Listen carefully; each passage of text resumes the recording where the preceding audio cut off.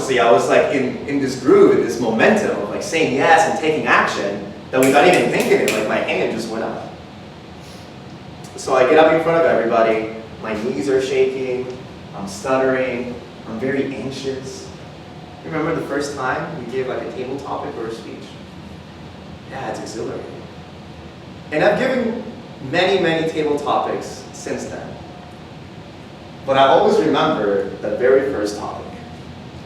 It was a weird, weird topic. Essentially, the table topic master came up with this story. He said that you're going to pretend to be an animal. I have a list of like different papers with different animals in this little bucket. And the whole storyline behind it is that Noah is looking for one more species to let into his ark. It's basically full. There's only one more spot left on the boat. So whatever animal you pick out, you have to pretend to be that animal in front of the audience and convince Noah to let you into his ark. What the heck is this? Is this table topics? It's the strangest topic I've ever heard in my life. So I'm like, okay, whatever. I'm going to get like a puppy or a bunny rabbit or a parrot. This is going to be really easy. And then I take out the piece of paper and I open it and it reads rattlesnake. I'm like, wow.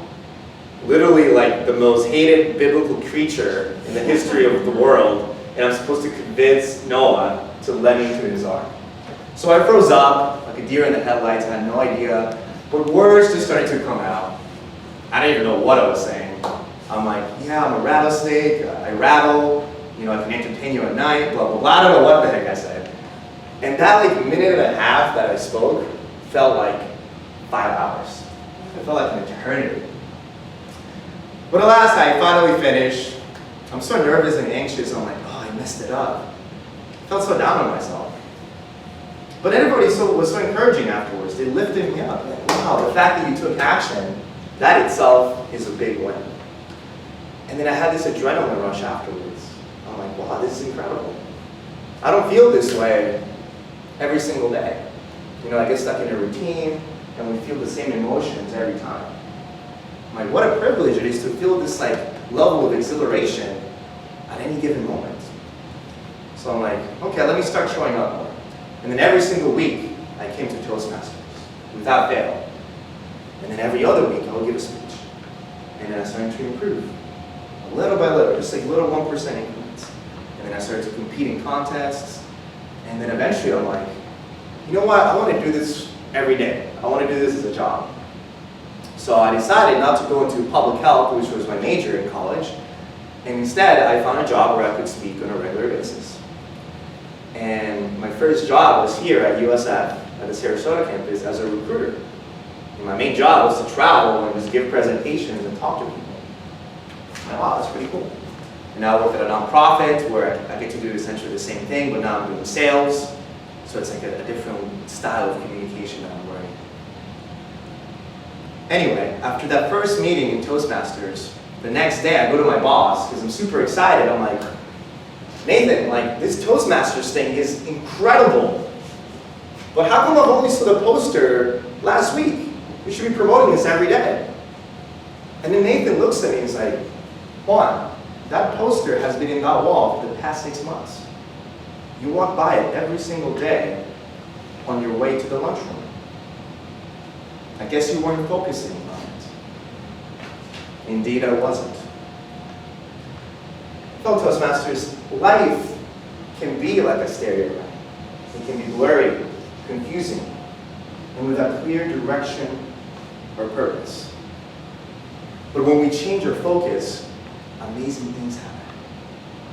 When we change our focus, we travel to new places. When we change our focus, we seek out new mentors. And when we change our focus, we seek out new ideas and start to see opportunities that we've never seen before. So the next time somebody comes to you asking for life-changing advice, you can look at them with a very thoughtful look and simply reply with one word. Focus.